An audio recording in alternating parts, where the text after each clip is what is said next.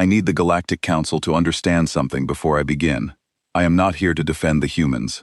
I am not here to condemn them either. I am here because I watched everything that happened on Station Virik 4 from the first breath to the last, and I am the only Drael officer still willing to speak about it. The others have either refused their summons or gone silent in ways that worry their families.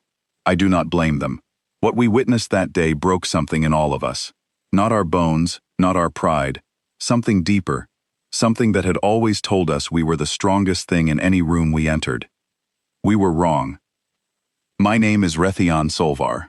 I hold the rank of Cultural Attaché in the Drael Dominion's 9th Expansion Fleet, assigned to Warlord Kazoon's personal command staff. My role was not combat. I studied alien civilizations, cataloged their weaknesses, and provided Kazoon with the psychological profiles he needed to break them without firing a single shot. I was very good at my job. I had helped Kazoon bring 11 star systems under Drael control, and in 9 of those campaigns, not a single weapon was discharged. Fear was our ammunition.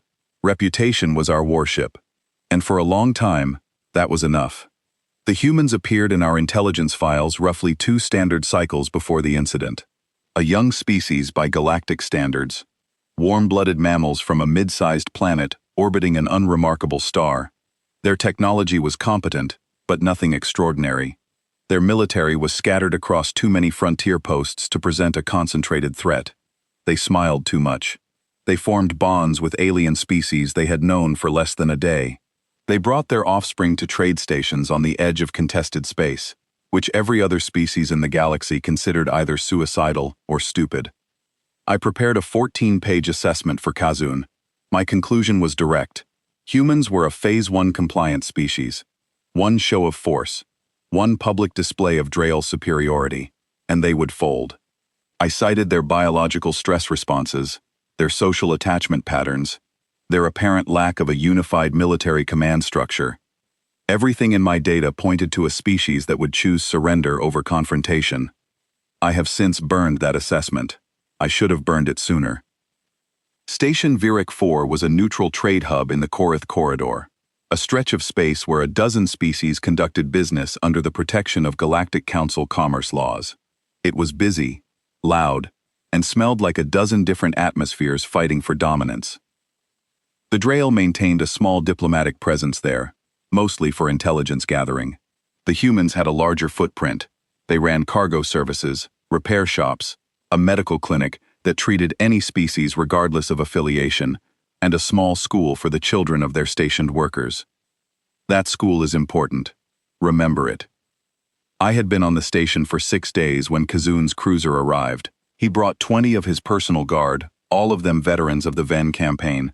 They wore ceremonial armor that had been polished to a mirror finish, and they carried weapons that were designed more for intimidation than efficiency. This was standard procedure for a compliance approach. Look powerful, look inevitable. Let the target species do the math and reach the only logical conclusion. Kazoon himself was impressive by any measure. He stood nearly 7 feet tall, even by Drael standards a towering figure. His scales had darkened with age to a deep bronze, and his eyes carried the flat, patient confidence of someone who had never once doubted his own supremacy. He walked through the station like he already owned it, and in his mind, he probably did. The human trade delegation was led by a man named George Palmer, average height, slightly overweight, with a receding hairline and a tendency to adjust his glasses when he was thinking. He looked like the least threatening creature on the station. Kazoon actually laughed when he saw him. I noted this in my file. I should have noted something else instead. I should have noted that Palmer did not flinch when Kazoon laughed. He just adjusted his glasses and waited. The meeting was held in the station's central atrium, a wide-open space with a high glass ceiling that looked out into the stars. It was a public area, and that was deliberate on Kazoon's part. He wanted an audience. Compliance works best when everyone watches the target kneel. I stood near the back, recording everything on my personal data pad. Around the edges of the atrium, station life continued. Traders haggled. Mechanics argued about engine specifications. A group of Ven children played a chasing game near the water feature, and in the far corner, sitting on a bench with her legs swinging above the floor, was a human child. She was small, even for a human juvenile, maybe 7 or 8 years old, with light brown hair pulled into two uneven bundles on either side of her head, and a gap where one of her front teeth should have been. She was drawing on a tablet with a stylus, occasionally looking up to watch the people passing by with the kind of open, fearless curiosity that I had come to associate with human children. They looked at everything.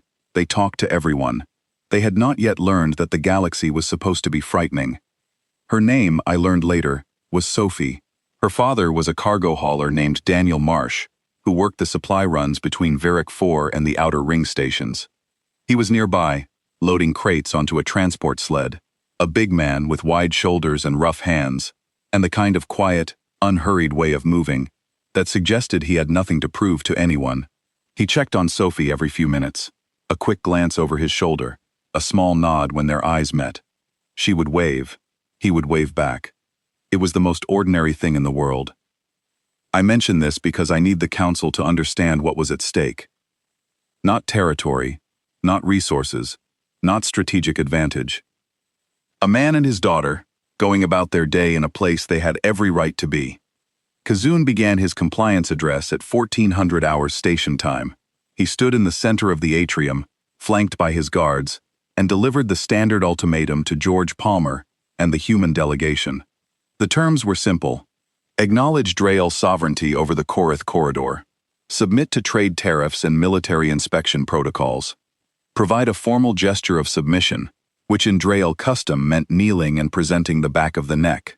In return, the humans would be permitted to continue operating in Drael space, under Drael law. Palmer listened to the entire speech without interrupting. When Kazun finished, Palmer adjusted his glasses, looked at the document the Warlord's aide had placed in front of him, and said 3 words. No thank you. The atrium got very quiet. Kazun's tail, which had been swaying with relaxed confidence, went rigid. His guards shifted their weight. I felt the familiar electricity of a compliance negotiation, reaching its tipping point, the moment where the target species realizes that no is not one of their available options. Kazun leaned forward. He explained, with the careful patience of someone speaking to a child, that this was not a request. Palmer nodded, adjusted his glasses again, and said that he understood perfectly. It was not a request. And his answer was still no. What happened next followed a pattern I had seen Kazun use 4 times before. When verbal intimidation fails, you escalate to physical demonstration. Not harm exactly. Not yet. You select a vulnerable target from the non-compliant group, you isolate them, and you make it clear that their safety depends on the cooperation of their leadership. It is crude, but it works. It had always worked. Kazun nodded to his nearest guard, a scarred veteran named Torak, and gave the order. Find me a demonstration. Torak scanned the atrium. His eyes passed over the vain children, the traders, the mechanics. They landed on Sophie. She was still on her bench, still drawing, completely unaware that she had just become the fulcrum on which everything was about to turn. Torak crossed the atrium in 6 strides. He reached down and grabbed Sophie by the arm, lifting her off the bench with one hand. Her tablet clattered to the floor. She let out a sound, a sharp, startled cry that cut through the ambient noise of the atrium like a blade through cloth. Every human in the room turned at the same time. I want to be precise about this because it matters. They did not turn one by one. They did not turn in a ripple of gradually spreading awareness. They turned simultaneously, as if some signal had passed between them that no other species could detect. Cargo haulers, shop workers, the medical staff from the clinic 2 corridors away, the teacher from the school, a retired couple who had been browsing a jewelry stall. Every single human being in that atrium locked their eyes on Torak and the child in his grip, and they all stopped moving at exactly the same moment. I had studied human group behavior for months. I had filed reports on their pack bonding, their social cohesion, their tendency to form rapid emotional connections with beings they had known for only days, or even hours. I had once watched a human cargo worker spend his entire lunch break helping a Venn trader repair a broken translation device, asking nothing in return, laughing at the miscommunications that occurred along the way. I had watched human engineers volunteer to repair the atmospheric processors on a section of the station populated primarily by methane-breathing Kasari, a species most others avoided because of the chemical residue their atmosphere left on equipment. I had documented all of this and filed it under clinical terms like social adaptability and alliance-seeking behavior, terms that made the humans sound like a particularly friendly variety of herd animal. None of my research had prepared me for what I was seeing now. This was not social behavior. This was not pack bonding. This was not alliance-seeking or adaptability or any of the polite categories I had constructed to contain what I was observing. This was something older, something carved so deep into their biology that it bypassed every higher function and went straight to the core of what they were. Daniel Marsh set down the crate he was carrying. He did not drop it. He did not throw it. He placed it on the ground with both hands, carefully, the way you set down something fragile before you do something that requires all of your attention. Then he straightened up, and I saw his face. I had cataloged thousands of facial expressions across dozens of species. I had classified fear in 47 distinct variations. I had mapped the precise muscular configurations of anger, despair, submission, defiance, and resignation in more species than I could count. What I saw on Daniel Marsh's face did not match any of them. It was calm, perfectly calm, but underneath that calm was something that made my scales pull tight against my body in a way they had not done since I was a hatchling hiding from thunder. The humans have a word for it. They call it wrath. It is not anger. Anger is hot, loud, imprecise. Wrath is cold. Wrath is quiet. Wrath already knows exactly what it is going to do. Kazun did not notice. He was watching Palmer, waiting for the trade delegate to crumble at the sight of the child in distress. Palmer had gone pale, but he had not crumbled. His hands were flat on the table, and his jaw was set, and he was staring at Kazun with an expression that I now recognize as controlled fury. Sophie was crying. She was calling for her father. She was trying to pull her arm free from Torak's grip, and she could not, because Torak was a Drael warrior who outweighed her by 300 pounds and did not particularly care about the comfort of a small mammal. Daniel Marsh began walking toward his daughter. He did not run. He did not shout. He walked with steady, measured steps, his eyes fixed on Torak, his hands at his sides. The crowd of humans parted to let him through without a word being spoken. They did not disperse. They reformed behind him. They were following. Kazun finally noticed. He turned to watch the approaching human and made a dismissive gesture. Control your emotions, mammal. The child will not be harmed if your delegate cooperates. This is simply how negotiations work among civilized species. Daniel Marsh stopped 6 feet from Torak. He looked at the guard, then at his daughter, then back at the guard, and he said, in a voice so quiet that my recording equipment barely captured it, "Let go of my daughter." Torak looked at Kazun for guidance. Kazun waved his hand impatiently. This was all going according to script. The emotional parent pleads, the leadership folds, the compliance document gets signed. Standard procedure. "I said no," Daniel repeated. He had not said no. He had said let go. But I understood what he meant. He was not negotiating. He was not pleading. He was giving Torak a single chance to make the right decision. And the word he used did not matter, because the meaning was written across every line of his body. Torak laughed. It was a short, barking laugh, the kind that Drael warriors use to assert dominance. He tightened his grip on Sophie's arm, and she cried out again. What happened next took 11 seconds. I know, because I have watched my recording of it over 400 times, and I have counted every frame. Daniel Marsh closed the distance between himself and Torak in 2 steps. His right hand came up and struck Torak's wrist at a precise angle that I later learned targets a nerve cluster shared by most bipedal species. The technique was not military. I researched it afterward. It came from a human civilian self-defense discipline, one of dozens that humans teach to ordinary citizens who have no military training whatsoever. The fact that an average human cargo hauler possessed the knowledge and the physical capability to disable an armed Drael warrior with a single targeted strike is something that I believe the Council should consider carefully. Torak's fingers spasmed open. Sophie dropped. Daniel caught her with his left arm before she hit the ground, pivoted on his back foot with a balance and body control that suggested years of physical conditioning, and handed her to the nearest human, a woman he had never met. a complete stranger who received the child as if she had been expecting her, wrapping both arms around Sophie and pulling her close, and stepping backward into the crowd of humans that had formed a solid wall behind Daniel. The woman did not ask questions. She did not hesitate. She did not look confused or uncertain about why a stranger was handing her a crying child. She simply took Sophie and held her, and became, in that instant, part of the defensive structure that was forming around the girl. I have seen this behavior documented in human studies under the term alloparenting, the instinct to care for offspring that are not biologically yours.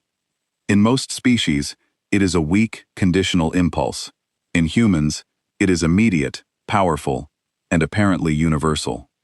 Then Daniel turned back around. He was empty-handed now. His daughter was safe behind him, and the expression on his face had not changed 1 degree. Torax snarled and reached for his sidearm. 3 other guards moved forward. Kazuan barked an order in Dryal battle tongue, something about teaching the mammal respect. But Daniel Marsh was not looking at the guards anymore. He was looking past them. He was looking at something I could not see, as if he was listening to a sound I could not hear, and then, for the first time, he smiled. It was a small smile, tight and hard, and completely without warmth. Behind me, somewhere in the station's communication array, a channel opened. A woman's voice filled the atrium. Clear, calm, professional. The kind of voice that does not need to be loud, because it knows that everyone is already listening. This is Commander Claire Whitfield, of the United Earth Navy, 9th Rapid Response Group. We have detected a threat to a miner aboard Station Virik 4. All human personnel are authorized to act under Directive 7. To the Drael forces currently on the station, you have approximately 90 seconds before my Marines arrive. I strongly encourage you to release any human civilians and stand down immediately. This will be my only advisory. The channel closed. I looked at the station's external sensor display, the one mounted above the atrium's main entrance for public navigation. There, docked at the far ring of the station, partially hidden behind a bulk freighter, was a ship that had not appeared in any of our intelligence sweeps. Sleek, dark-hulled, bristling with weapon arrays that my trained eye immediately recognized as military grade. A human warship. It had been there the whole time, quiet and patient, like a predator lying still in tall grass. Kazuan stared at the sensor display. Then he stared at the crowd of humans, who had not scattered, had not panicked, had not done any of the things that a Phase 1 compliant species was supposed to do when threatened by armed Drael warriors. He had 90 seconds to make the right choice. I already knew he would not. The first thing I need to explain is the silence. I have been in combat zones. I have witnessed the opening moments of planetary sieges and orbital bombardments, and the grinding, methodical horror of Drael ground campaigns. All of them are loud. Violence is loud. Aggression is loud. The dominance displays that precede Drael warfare are specifically designed to overwhelm the senses of the target species, with noise and spectacle, and the unmistakable message that resistance is not just futile, but physically unbearable. What happened on Station Virik 4, after Commander Whitfield's announcement, was the opposite of everything I knew about conflict. It was quiet, it was organized, and it was fast in a way that still makes my hands tremble when I think about it. The humans in the atrium did not scatter. They did not scream or run for the exits, or try to find hiding places. They moved, but they moved with a coordination that I initially mistook for military training. It was not. These were civilians, cargo workers, traders, a cook from the noodle stand on level 3, a retired engineer and his wife, a teenager who had been browsing data chips at a kiosk. None of them were soldiers. All of them seemed to know exactly what to do. They formed a perimeter, not a wall, exactly, more like a net. They positioned themselves at every corridor entrance, every stairwell, every service hatch that connected the atrium to the rest of the station. They did not block these exits, not overtly. They simply occupied them, stood in them, made it clear, without a word, that leaving the atrium was going to require moving through them first. Sophie was in the center of the perimeter, held by the woman Daniel had handed her to. 2 other humans had flanked the woman, an older man with a prosthetic leg and a young woman carrying a bag of engineering tools. Neither of them looked at Sophie. They looked outward, watching the Drael guards with the focused, unblinking attention of sentries. Daniel Marsh stood between his daughter and the guards, feet planted, arms loose at his sides. He had not armed himself with anything. He did not need to. His presence was the weapon. He was the line, and the line was not going to move. Kazun assessed the situation with the speed of a veteran commander. I will give him that much credit. He understood, within seconds, that the dynamics had shifted. The crowd of humans was no longer a collection of vulnerable civilians that he could use as leverage. They had become a structure, an organism, a single entity with 30 pairs of eyes and 60 hands, and one shared purpose that radiated from them like heat from a reactor core. But Kazun had conquered 11 systems. He had faced down species that could spit acid and species that could collapse their skeletal structure to fit through gaps no wider than his arm. He had never retreated. The concept was not in his operational vocabulary. So he did what he always did when the unexpected happened. He escalated. Draw weapons, he ordered. His voice was steady, confident. The voice of a warlord who had never been given a reason to doubt himself. Formation 6, containment posture. His guards responded instantly. 6 warriors took up positions in a half-circle around Kazun, their sidearms drawn, and aimed outward at the ring of humans. Their weapons were particle disruptors, compact, efficient, capable of incapacitating a full-grown Drael at 30 meters. Against unarmored humans at close range, they would be devastating. I pressed myself against the wall near the sensor display and kept recording. My hands were shaking, not from fear of the Drael guards. I had stood behind Drael weapons my entire career. I was shaking because of the humans, because they saw the weapons drawn and aimed at their bodies, and not one of them moved. Not one of them stepped back, not one of them flinched. The teenager at the kiosk, a lanky boy who could not have been older than 16, actually stepped forward, closer to the weapons. His hands were empty, and his face was pale, but his jaw was clenched, and his eyes were locked on the guard nearest to him, with an intensity that made the guard's aim falter for just a moment. Daniel Marsh spoke again, still quiet, still calm. You have about 60 seconds left. Kasakan tilted his head.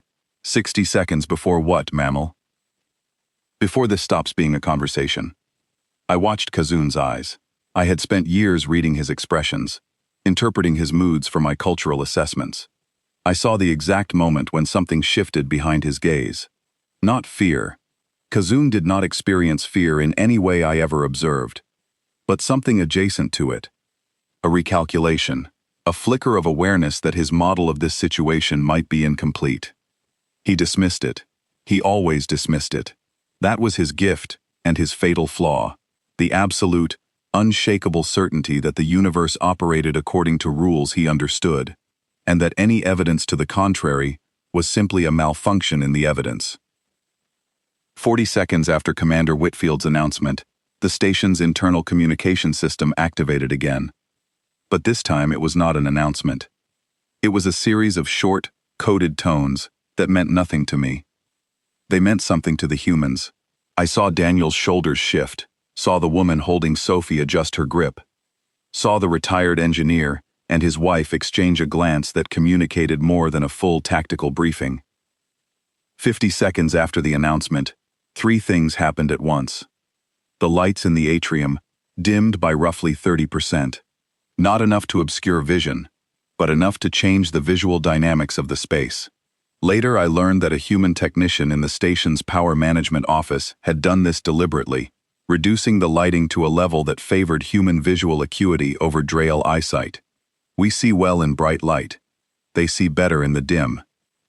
The ventilation system shifted, a subtle change, barely noticeable, but it altered the air currents in the atrium so that the faint humming of the environmental processors masked smaller sounds like footsteps, for example. And the main freight elevator at the east end of the atrium opened. 12 humans stepped out. They were not cargo workers. They were not traders or cooks or engineers. They were Marines, and the difference was immediately, viscerally obvious in the way that the difference between a house pet and a hunting predator is obvious, even when they share the same general shape. These beings moved, as if the air itself was a medium they had mastered, as if gravity was a suggestion they had agreed to follow only out of politeness. They wore light tactical rigs, dark gray, form-fitting, with minimal plating, no helmets. Their faces were visible, and I think that was deliberate too. They wanted the Drail guards to see their expressions. Their expressions said nothing. They were blank in a way that went beyond discipline, beyond training, beyond any emotional suppression technique I had documented in any species. They were the faces of people who had moved past emotion entirely and entered a state that was purely functional. I have seen similar expressions on surgical instruments, on targeting computers, on the automated systems that guide missiles to their destinations. Tools do not feel. These humans had, temporarily and by choice, made themselves into tools. Each of them carried a sidearm in a hip holster. None of them had drawn their weapons. Their hands were empty and loose at their sides, fingers slightly curved, resting in a position that I recognized from my combat training manuals as a ready state. They could go from empty hands to aimed weapons in a fraction of a second, and every one of them knew it, and every one of them was content to wait. They spread out across the eastern half of the atrium in a pattern that I recognized from my tactical training as a containment formation, but executed with a fluidity and speed that made Drail containment drills look clumsy by comparison. Leading them was a woman who I knew immediately had to be Commander Whitfield. She was shorter than I expected, compact and lean, with dark hair cut close to her skull and a thin scar running along her left jawline. She was older than most of her Marines, maybe mid-40s, with lines around her eyes that deepened when she assessed the room. She assessed it in about 2 seconds. Her eyes found Sophie first, then Daniel, then the ring of civilians, then the Drail guards with their drawn weapons, then Kazoon. She lingered on Kazoon for 1 second longer than the rest, and something passed across her face that I can only describe as recognition, not of Kazoon personally, of a type. She had met warlords before. She knew exactly what she was looking at. She walked into the center of the atrium, alone. No escort, no weapon drawn. She walked past 3 armed Drail guards who tracked her with their disruptors, and did not even glance at them. She stopped 10 feet from Kazoon and looked up at him, because he was nearly 2 feet taller than her, and somehow the height difference made her look more dangerous, not less. "Warlord Kazoon," she said. Her voice was the same one from the broadcast, clear, measured, completely without inflection. "I am Commander Claire Whitfield, United Earth Navy. You are currently in violation of Galactic Council Commerce Law, Section 4, Subsection 9. Unauthorized use of force on a neutral trade station. Assault on a civilian miner. Intimidation of non-combatant personnel." She paused. "I am authorized to resolve this situation under Directive 7 of the UEN Rules of Engagement. I am asking you, one time, to order your guards to holster their weapons, release any claim of authority over this station, and submit to detention pending Galactic Council review." Kazoon stared down at her. Then he did something I had seen him do 100 times before. He smiled. It was his compliance smile, the one he used right before he broke a species. Wide, showing the full array of his teeth, slow enough to let the target absorb the size and sharpness of each one. "Little mammal," he said. "You have 12 soldiers. I have a cruiser in orbit with 400. Your ship is a patrol frigate. My ship can crack a moon.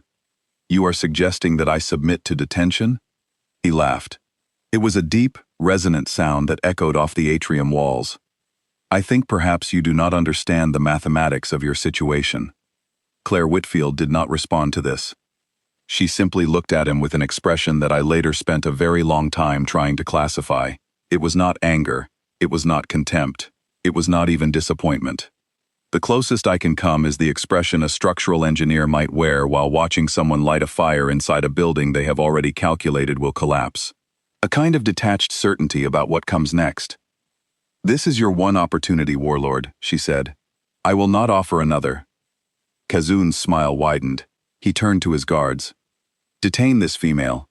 She will make an excellent addition to our demonstration." 2 guards moved toward Whitfield. She did not move. She did not step back, or raise her hands, or call for help. She lifted her chin slightly, and said one word, quietly, into a calm piece I had not noticed in her ear. "Go." The lights dropped another 20%. In the half-second of visual adjustment that followed, the Marines drew their weapons, acquired their targets, and fired. I want to be very precise about what I witnessed, because I have heard many distorted accounts since then, and I need the record to be accurate. The Marines did not spray fire into the atrium. They did not engage in anything resembling the suppressive, area denial tactics that Drael warriors use. Each Marine fired once. Exactly once. 12 shots in a span of roughly 2 seconds.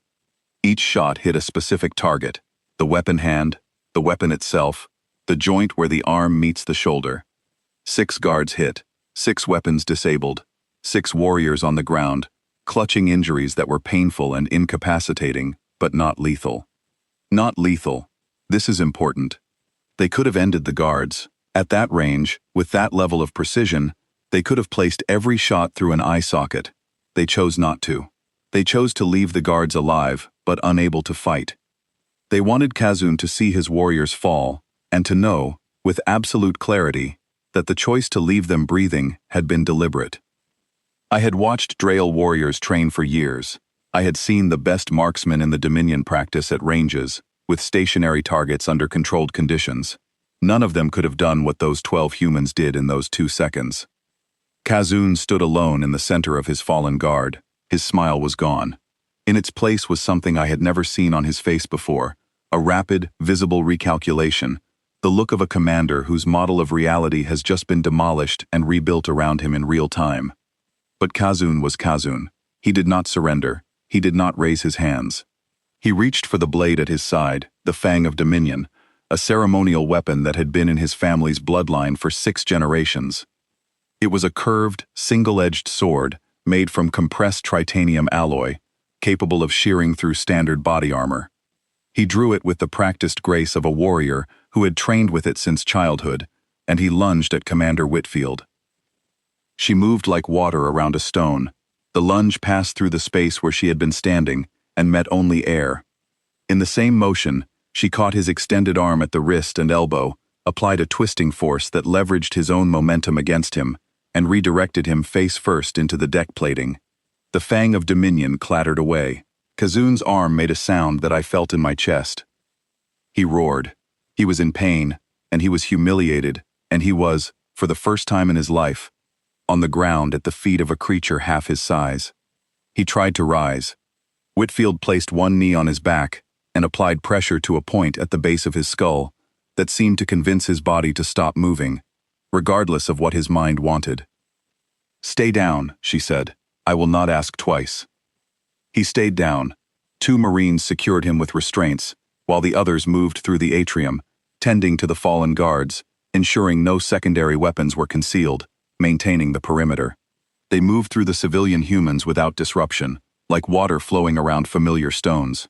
The civilians, in turn, stepped aside to let them work, and then reformed their positions immediately after. They were still watching the exits. They were still a wall. Daniel Marsh went to his daughter. The woman who had been holding Sophie handed her over without a word, just a brief touch on Daniel's shoulder as she transferred the child to his arms. Sophie buried her face in her father's neck and held on, and Daniel closed his eyes and pressed his cheek against the top of her head.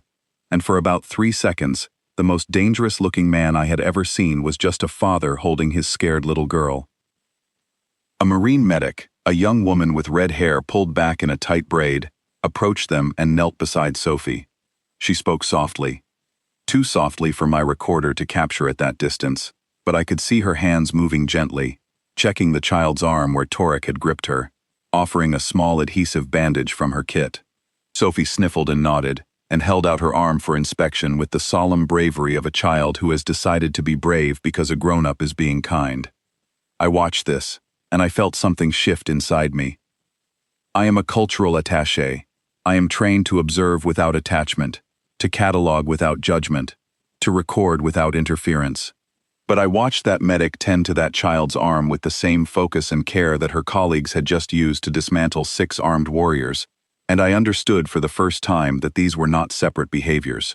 The precision of the combat and the gentleness of the care came from the same place, the same instinct, the same fundamental programming. Protect the child, whatever it takes, whatever it costs. A comm signal interrupted the moment. Whitfield touched her earpiece and listened. I watched her face. I had been watching it throughout the entire engagement and had seen nothing beyond professional focus. Now, for the first time, I saw something move behind her eyes. It was brief, no more than a second, but it was unmistakable. It was the look of someone receiving information that makes an already serious situation much worse. She spoke into her comm, 3 short sentences that I could not hear. Then she turned and walked to where Kazun lay restrained on the deck.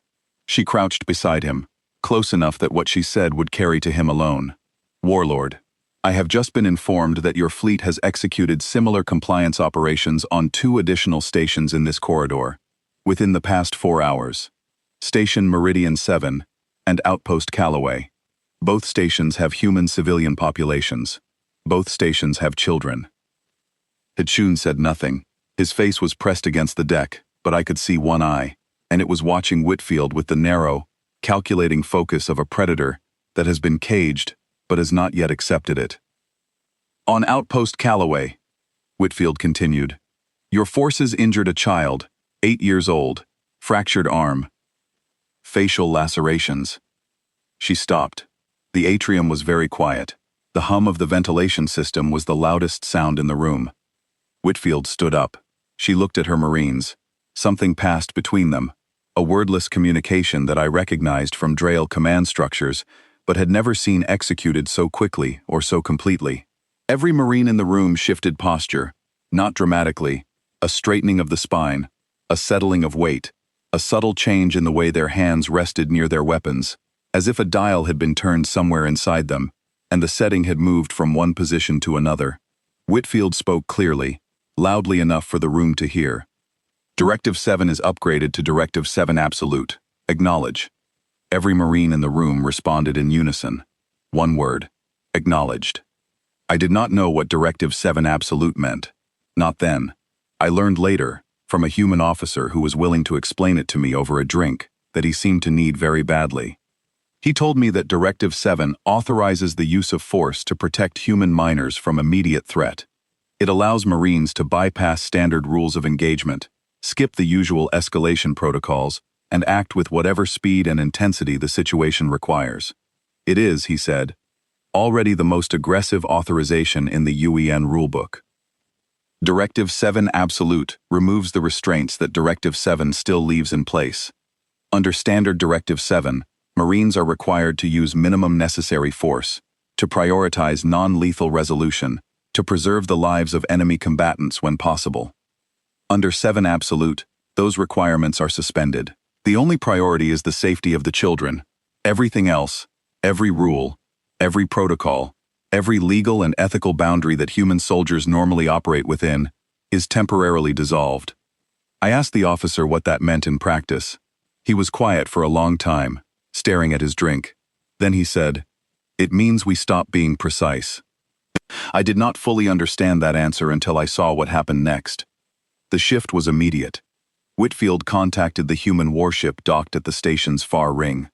The ship's name was the Harrow's Edge, and I learned later that it was not a patrol frigate as Kazun had assumed.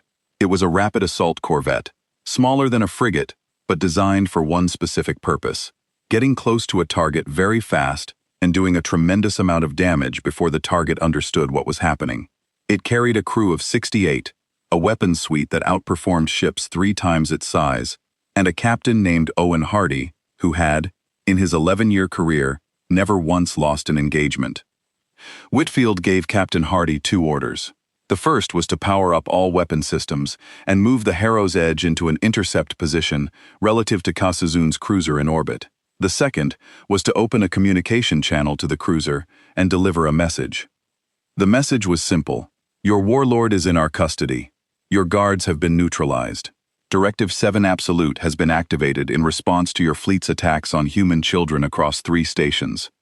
You have 60 seconds to power down your weapons and surrender your ship for boarding. If you do not comply, we will disable your vessel. This is not a negotiation. Kasun's cruiser commander, an officer named Dreketh, responded with confusion. He demanded to speak with Kazun. He was told that Kazun was unable to communicate. He demanded proof. He was sent a live visual feed of Kazun, lying restrained on the atrium deck with a Marine standing over him. Dreketh stared at this image for 12 seconds, which was 11 seconds longer than he had. The Harrow's Edge fired. I watched it on the station's external display, the same screen that had first shown me the human warship's presence. Kazoon's cruiser was a Drael Dominion Iron Fang-class vessel, 600 meters long, carrying 400 crew and enough firepower to glass a small continent. The Harrow's Edge was less than a third of its size. It should have been an absurd mismatch. It was not. The human ship moved with a speed that I could not reconcile with its mass. It closed the distance between the station and the cruiser in seconds, not minutes, and it did not approach on a standard attack vector. It came in from below, using the station's mass shadow to mask its approach until the last possible moment, and then it struck. I have since spoken with Drael tactical analysts who reviewed the sensor data from the engagement. They used words like impossible and theoretically inconsistent, and, in one memorable instance, deeply unfair. The Harrow's Edge moved in patterns that our combat models could not predict, because our combat models assumed that ships of that size had certain physical limitations regarding acceleration, deceleration, and course correction. The human ship did not appear to be aware of these limitations. It targeted the engine array first, 3 surgical strikes that collapsed the cruiser's propulsion capability, before Dreketh even finished giving the order to return fire. Then it hit the weapons systems, not all of them, just the ones that were oriented to threaten the Harrow's Edge or the station. It left the dorsal batteries intact, the ones that were pointed at empty space, as if to emphasize that it could distinguish between weapons that were a problem and weapons that were not, and was choosing to address only the former. Then it hit the communications array, cutting the cruiser off from the rest of Kazoon's fleet. Dreketh managed to fire twice during the engagement. Both shots missed, not because the targeting was poor. Drael weapons systems are among the most accurate in the galaxy, but because the Harrow's Edge was no longer where the targeting computer expected it to be by the time the energy reached its calculated position. The human ship was anticipating their fire solutions and moving before the shots were taken. The entire engagement lasted less than 3 minutes. Kazoon's cruiser was left drifting, powerless, unable to move or fight or call for help, but intact. The crew was alive. The hull was unbreached. The life support systems were untouched. 400 Drael souls, sitting in a darkened ship, staring at consoles that no longer responded to their commands, breathing air that the humans had chosen to let them keep breathing. It was, I realized, the same pattern I had seen in the atrium. Overwhelming force applied with surgical precision. Enough damage to neutralize the threat, but not enough to destroy. The Drael guards had been shot in the hands, not the heart. The cruiser had been crippled, not killed. Even under Directive 7 Absolute, even with the restraints removed, the humans had chosen to leave survivors. I did not understand this at the time. It seemed like weakness, like mercy that could be exploited, like a flaw in their tactical doctrine. I understand it now. It was not mercy, it was messaging. They wanted survivors because survivors can testify. Survivors can go home and tell their people what they saw. Survivors can spread the word. Whitfield watched the cruiser go dark on the display. Her face showed nothing. She turned back to the atrium, where Kazoon was being pulled to his feet by 2 Marines, and she looked at him with those calculating eyes, and she said something to her senior sergeant that I barely caught. Convene the tribunal. I had been still this entire time, pressed against the wall, trying to be invisible, trying to be the observer I was trained to be. But when I heard that word, tribunal, I felt a cold certainty settle into my chest.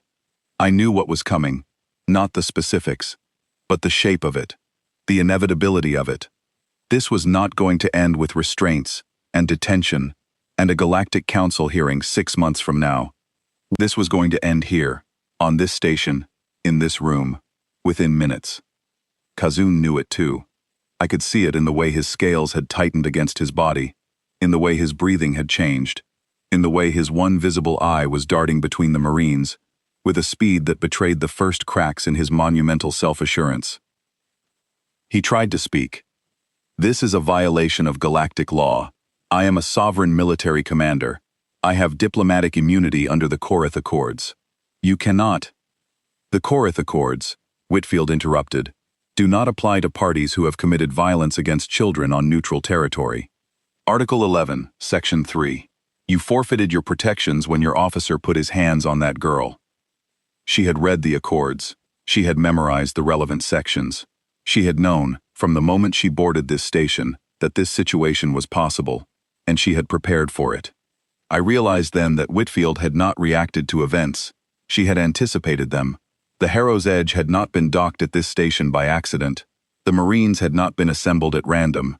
The humans had known, or suspected, that the Drail would try something in the Korath corridor, and they had placed their pieces accordingly. We had walked into a trap, not a trap of technology or firepower, but a trap of understanding. The humans understood us better than we understood them, and they had used that understanding to position themselves exactly where they needed to be. The tribunal took 90 seconds. Whitfield served as the presiding officer. 2 Marines served as witnesses. The charges were read: aggression against a protected minor, assault, unlawful use of force on neutral territory, and command responsibility for identical acts committed by Kazoon's forces on 2 additional stations. Kazoon was asked if he wished to offer a defense. He snarled something in Drail battle tongue that I will not translate, but which essentially questioned the legitimacy of every human who had ever existed. Whitfield took this as a no. The sentence was delivered without ceremony. Commander Whitfield looked at Kazoon and said, in the same flat, measured tone she had used throughout, Warlord Kazoon. Under Directive 7 Absolute of the United Earth Navy Rules of Engagement, and in accordance with the emergency provisions of the Korath Corridor Security Framework, you are found guilty of all charges. The sentence is death. It will be carried out immediately. The atrium was silent. Even the ventilation system seemed to hold its breath. A Marine sergeant stepped forward. His name, I learned later, was Simon Beckett. He was young, maybe 28, with a square jaw and steady hands, and eyes that carried a sadness I did not expect. He did not look eager. He did not look angry. He looked like a man performing a duty that he had trained for, prepared for, and accepted, but did not enjoy. Before he acted, he looked across the atrium. His eyes found Sophie, still in her father's arms, her face pressed against Daniel's chest. He looked at her for exactly 2 seconds. Then he turned back to Kazoon. I will not describe what happened next in detail, because the Council has the forensic report, and because some things do not benefit from repetition. I will say only that it was swift, and it was final, and that Kazoon, conqueror of 11 star systems, warlord of the Drail Dominion's 9th expansion fleet, a being who had made entire civilizations kneel with nothing more than the weight of his reputation, was gone. From the moment Torak grabbed Sophie's arm to the moment Kazoon fell, 10 minutes. I timed it. I have checked and rechecked my recordings, 10 minutes. In the span of time it takes most species to file a bureaucratic complaint, the humans had neutralized an armed guard detail, disabled a warship, conducted a field tribunal, and executed a warlord. I sat against the wall of the atrium and stared at my datapad and tried to make sense of what I had just witnessed. My files, my assessments, my carefully constructed profiles of human behavior, they were all still there, all still technically accurate, and all completely, catastrophically wrong. I had documented the humans' smiles, their laughter, their tendency to befriend strangers, their habit of bringing children to dangerous places. I had interpreted these as signs of softness, naivete, a species too gentle for the harsh realities of galactic politics. I had missed the obvious conclusion. They brought their children to the frontier not because they did not understand the danger, but because they were so confident in their ability to answer that danger that they saw no reason to hide their young away. The children were not a vulnerability. They were a statement, a dare, a line drawn in the stars that said, simply and terribly, touch them and find out.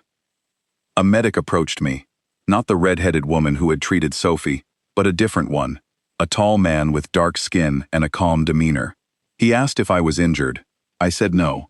He checked my vital signs anyway, pressing a scanner to my chest with professional gentleness. He offered me water. I took it because my throat was dry, and because the gesture was so incongruent with the violence I had just witnessed that I could not process it. Why?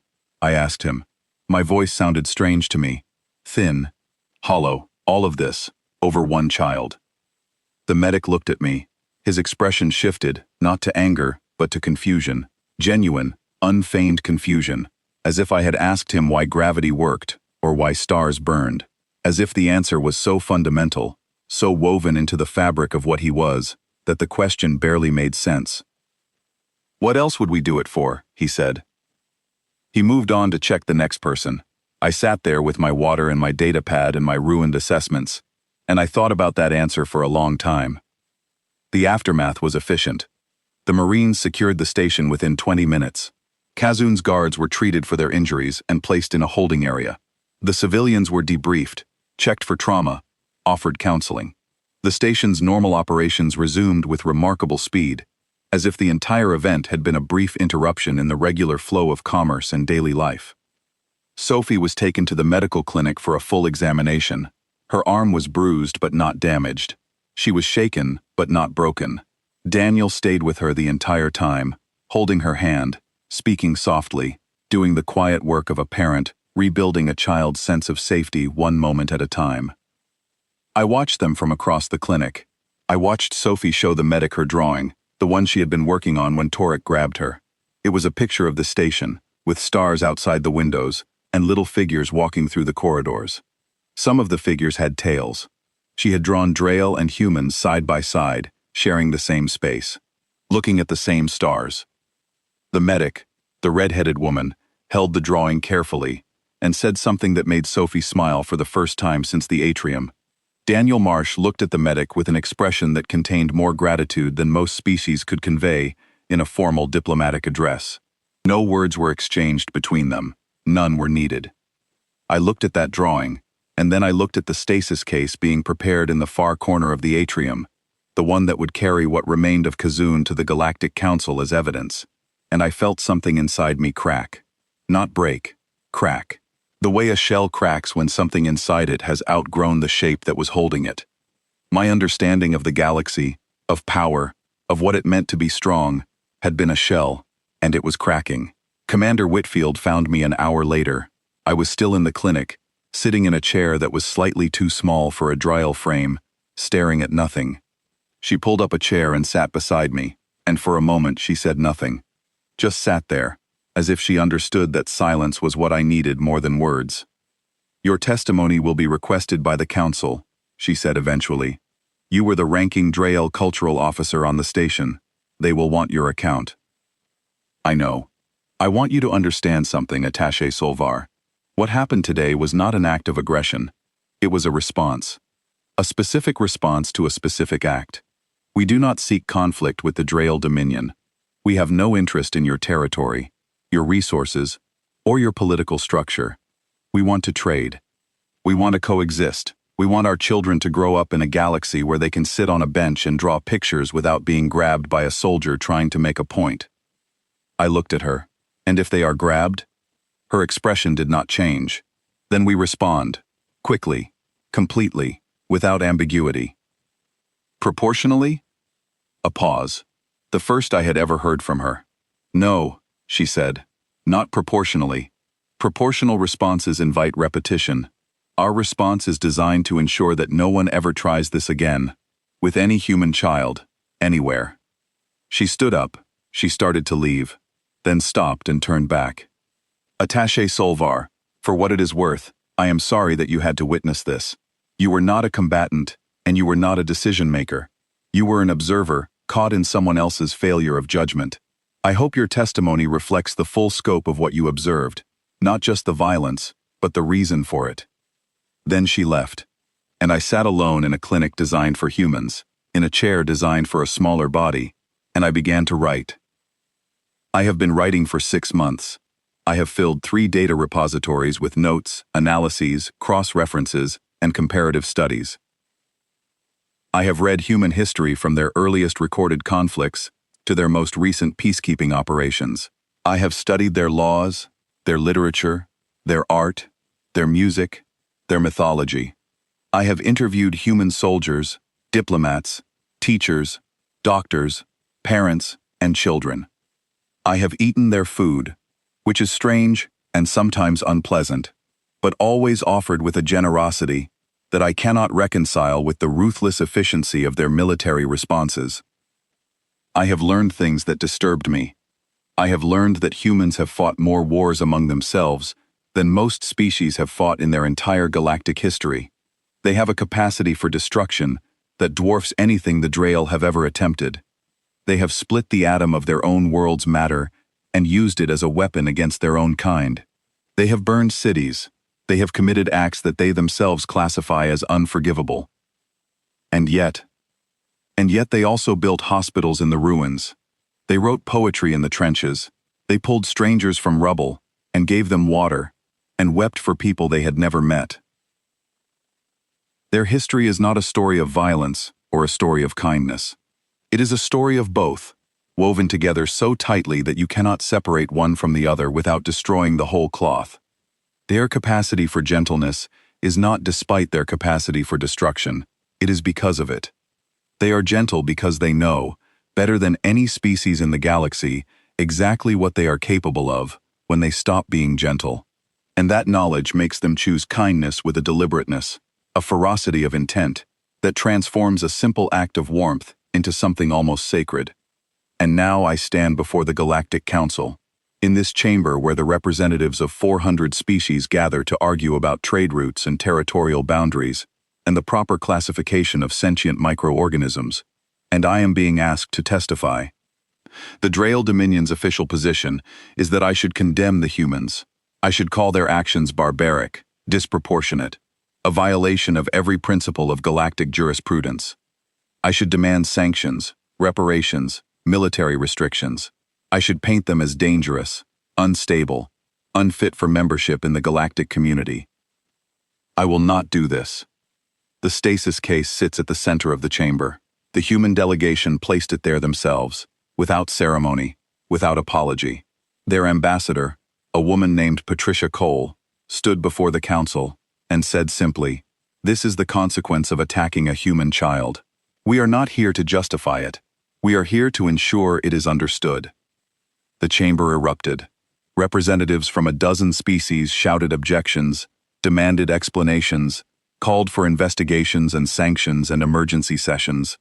Ambassador Cole stood quietly through all of it, hands folded in front of her, waiting with the same patience I had seen in Commander Whitfield, the same patience I had seen in Daniel Marsh, the same patient, immovable certainty that I was beginning to understand was not patience at all, but something much more fundamental. They were not waiting for the noise to stop. They simply did not consider the noise relevant. When the chamber finally settled, the council chair, a Ven elder whose species had been among the first to submit to Drael compliance, asked me to provide my testimony. I stood. I walked to the center of the chamber. I looked at the stasis case, and then I looked at the assembled representatives, and I began to speak. I told them everything, from the beginning, from my flawed assessments and my confident predictions, and my absolute certainty that humans were a Phase 1 compliant species that would fold at the first sign of pressure. I told them about Sophie and her drawing and her gap-toothed smile. I told them about Daniel Marsh setting down his crate with careful hands and turning around with careful eyes.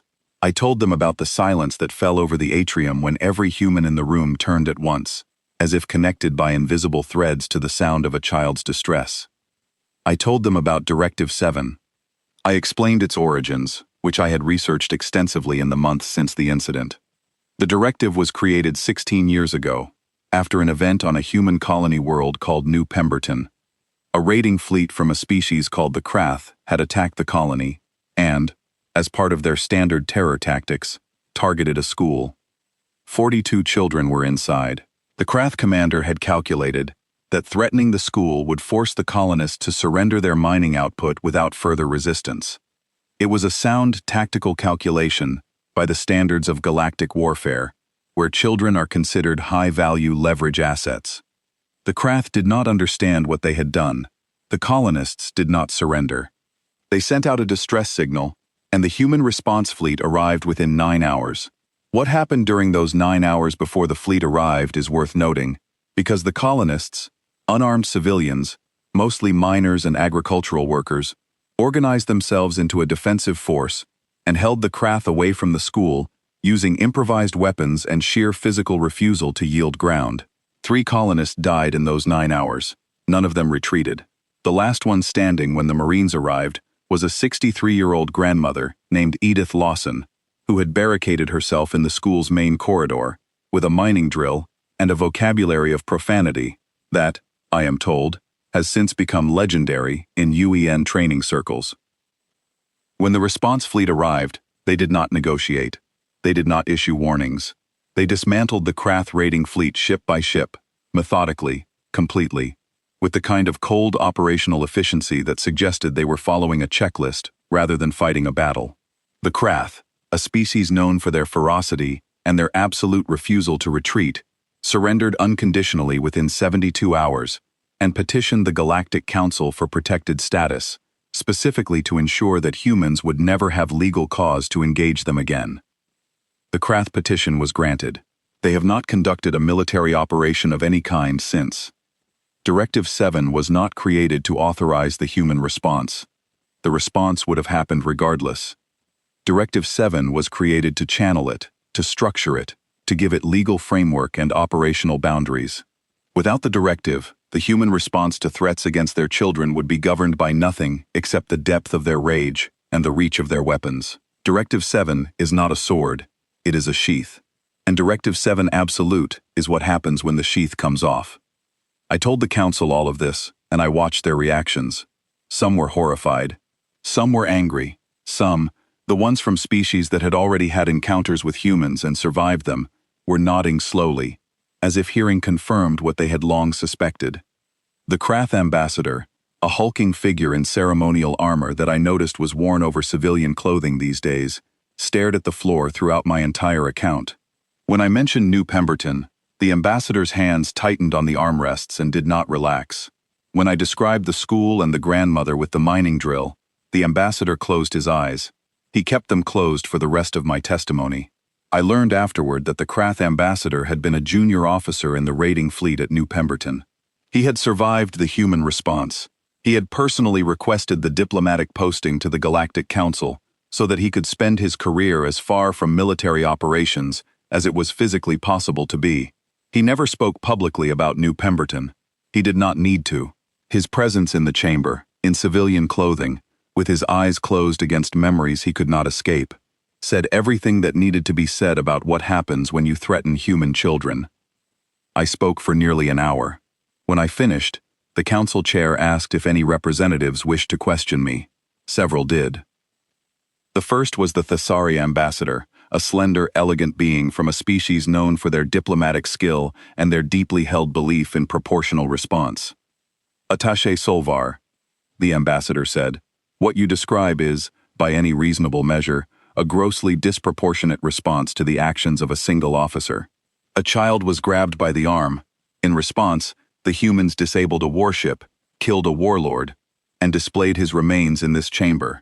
Do you not agree that this reveals a species fundamentally incapable of measured, rational behavior? I considered this carefully. Ambassador, I spent 6 months asking myself the same question. I concluded that the answer depends on your definition of rational. The definition is not controversial, attaché. Rational behavior produces outcomes proportional to the stimulus. By that definition, yes, the human response was irrational. But I would ask the ambassador to consider a different framework. Proportional responses, by definition, match the severity of the offense. This means they must be recalculated for every new offense. A species that relies on proportional responses is communicating that each individual act of aggression will be met with an individual, measured reply. This invites testing. It invites adversaries to probe the boundaries, to find the threshold below which aggression is tolerable, to calibrate their offenses to fall just beneath the level that triggers a serious response. I paused. The humans do not operate this way. Their response to threats against their children is not proportional. It is absolute. It does not scale with the severity of the offense, because it does not recognize degrees of offense. Any threat to a child, any threat at all, triggers the same response. Maximum force, maximum speed, maximum finality.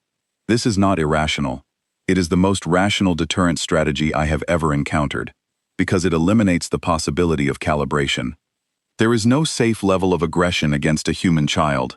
There is no threshold below which you will escape consequences. The boundary is binary, Cross it and everything falls on you. Stay behind it and you will find no more generous, no more open, no more genuinely kind trading partner in the galaxy. The Thessari ambassador sat back, clearly unsatisfied, but unable to formulate an immediate rebuttal. The next question came from the Drael delegation itself, a junior attaché who had been sent because no senior official was willing to appear in the same chamber as the stasis case. Attaché Solvar, you speak as if the humans' actions were justified. The Drael Dominion considers them an act of war. Do you dispute this? I looked at the junior attaché. Young, nervous, probably ordered to ask this question verbatim by a superior who was watching from a safe distance. I dispute the framing, I said. The humans did not commit an act of war. They responded to one. Warlord Kassoon initiated hostilities when he ordered the seizure of a civilian child on neutral territory. He compounded this by directing similar operations on 2 additional stations. He was given multiple opportunities to de-escalate and refused each one. The humans' response was swift and severe, but it was a response. The act of war was ours. The junior attaché opened his mouth, closed it, and sat down. I suspect he was improvising beyond his brief. The most challenging question came from the Volhari representative, a soft-spoken being from a species known for their philosophical approach to galactic affairs.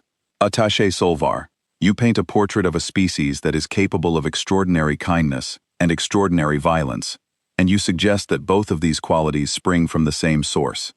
If this is true, does it not make humans the most dangerous species in the galaxy? And if so, should this council not act to contain that danger before it is directed at us? This was the question I had been dreading, not because I did not have an answer, but because the answer required me to say something that my own government would consider treasonous. I said it anyway. The Drael Dominion conquered 11 star systems through fear. We built an empire on the principle that strength is measured by the ability to force compliance. We looked at the galaxy and saw a hierarchy of power, with ourselves at the top and everyone else arranged beneath us according to their willingness to submit. I looked around the chamber. The humans have settled 47 systems and conquered none.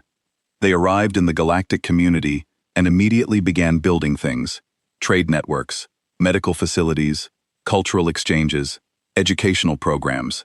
They opened their stations to every species, including ours. They treated alien children with the same care they showed their own. They built a school on Station Virik 4, and any child of any species was welcome to attend. I took a breath. Are they dangerous? Yes, absolutely. They are the most dangerous species I have ever studied, and I have spent my career studying dangerous species. But their danger is not arbitrary. It is not expansionist. It is not predatory. It is conditional.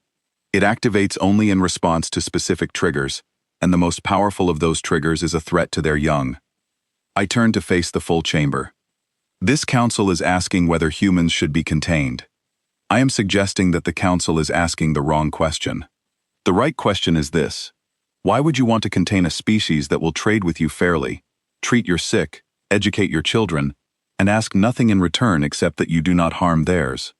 Why would you antagonize the one species in this galaxy that has the power to burn worlds and chooses instead to build schools? I pointed at the stasis case. That is what happens when you cross the line. Do not cross the line. It is the simplest diplomatic advice I have ever given, and it is the most important. Be kind to their children. Trade with them honestly. Accept their offers of friendship, which they extend more freely than any species I have ever encountered. And you will never see this side of them. You will see the laughter, the open hands, the warm food, the strange music, the children who draw pictures of Drael and humans walking together under the same stars. I stepped back. That is my testimony. That is my assessment. I submit it to the council without reservation and without apology. The chamber was quiet for a long time. When the deliberations concluded, several hours later, the results were roughly what I expected. The Drael Dominion was formally censured for Kassoon's actions on Station Virik 4 and the 2 other stations. A reparations framework was established. The Dominion's expansion charter in the Korath Corridor was revoked. The junior attaché accepted all of this with the expression of someone who had already been told to accept whatever came. The humans received a formal expression of concern regarding the severity of their response. Ambassador Cole accepted it with a polite nod and a gracious statement about the importance of galactic cooperation and mutual respect. She did not offer any assurance that the response protocols would be modified. No one in the chamber expected her to. As I left the chamber, I passed Ambassador Cole in the corridor. She was talking with an aide, reviewing documents on a datapad. She noticed me, excused herself, and walked over. "Attaché Solvar," she said, "thank you for your testimony. It was thorough and fair." "It was honest," I said. "That is not the same thing as fair."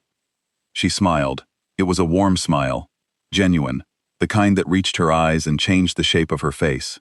"No," she said, "it is not, but it is better." We stood in the corridor for a moment, two beings from two species that had, very recently, been on opposite sides of a very sharp line. She was taller than Whitfield, with gray streaked through dark hair and the calm, measured bearing of someone accustomed to representing her species in rooms full of beings that did not always wish her well. I asked her the question that had been sitting in my chest since I left Station Virak 4 6 months ago. "The child, Sophie, is she all right?" Patricia Cole's expression softened, not into sadness, not into pity, but into something gentler and more personal. "She is fine," she said. "She went back to school 3 days after the incident. Her teacher says she is doing well. Her father transferred to a station closer to the core systems, fewer frontier risks, but Sophie was disappointed about that. She liked Virak 4. She liked drawing the stars from the observation deck. Does she remember what happened?" "She remembers some of it. She had some nightmares for a while. Her father got her a counselor, a good one. She is doing much better now." Cole paused. She drew a picture of the Marine who checked her arm in the clinic. The medic. She wants to be a medic when she grows up. Not a Marine, a medic. She said she wants to help people feel better when they are scared. I thought about that for a long time. A child who had been grabbed by an alien warrior, who had watched her father transform into something elemental and terrifying in her defense, who had been at the center of an event that would reshape galactic politics for a generation. And her takeaway, the thing she carried forward, was not the fear or the anger or the desire for revenge. It was the image of a kind woman with red hair who had knelt beside her and put a bandage on her arm and spoken softly until the shaking stopped. That, I thought, is why they are the way they are. That is why they can switch from laughter to war in the space of a heartbeat and back again just as fast. Because at the core of everything they do, beneath the military precision and the political maneuvering and the fierce, unyielding protectiveness, there is a child who wants to help people feel better when they are scared. I thanked Ambassador Cole. She shook my hand, a human gesture of mutual respect that I had learned during my research, and she returned to her aide. I watched her walk away, and then I stood alone in the corridor of the Galactic Council, surrounded by the quiet hum of 100 species going about the business of sharing a galaxy, and I thought about what I needed to do next. I went to my quarters. I sat at my desk. I opened a new file on my datapad, the same datapad that had recorded everything on Station Virak 4, that still held the footage I had reviewed 400 times, that contained my old assessment with its confident, catastrophically wrong conclusions about Phase 1 compliance and human softness. I began to write. Final Cultural Assessment of Species 4217. Designation: Human, Homeworld, Earth, Sol System, Galactic Coordinates on file. Assessment begins. They are warm-blooded mammals with an average lifespan of approximately 80 standard years. They are omnivorous, adaptable, socially complex, and deeply, fundamentally driven by emotional bonds that form rapidly and hold firm under extraordinary pressure. They laugh easily, they cry easily, they form attachments to beings they have just met, and will defend those beings with the same ferocity they would defend their own blood kin. They are sentimental, impractical, frequently irrational by Drael standards, and absolutely uncompromising on a small number of core principles that they consider non-negotiable. Chief among these principles, the safety of children. Recommendation for all Drael personnel who may interact with humans in any context. Do not touch their children. Do not threaten their children. Do not look at their children in a manner that could be interpreted as threatening. Do not raise your voice near their children. Do not make gestures that could be perceived as aggressive in the presence of their children. Instead, be kind to them. If you see a human child, smile, offer a greeting. If the child speaks to you, respond with gentleness. If the child offers you something, a drawing, a toy, a strange piece of candy wrapped in bright paper, accept it with gratitude. You will find that the child's parents are watching, and that your kindness toward their offspring will open doors that no amount of military force could ever breach. Humans are the most dangerous species in the galaxy. They are also the most generous, the most open, and the most willing to extend trust to strangers. These are not contradictions. They are two expressions of the same fundamental drive, a drive to build a world safe enough for their children to explore without fear. Be part of that world, and you will have no greater ally among the stars. Threaten it, and everything you are will end. Swiftly, completely, without negotiation and without remorse. This is not a threat. It is a description of reality, observed firsthand, documented thoroughly, and submitted for the record so that no Drael officer, diplomat, or warlord ever makes the mistake of misunderstanding what humans are. Warlord Kazoon misunderstood. His record is in the council chamber for all to see. Do not be Kazoon. End of assessment. End of record. Rithan Solvar, Cultural Attaché, Drael Dominion.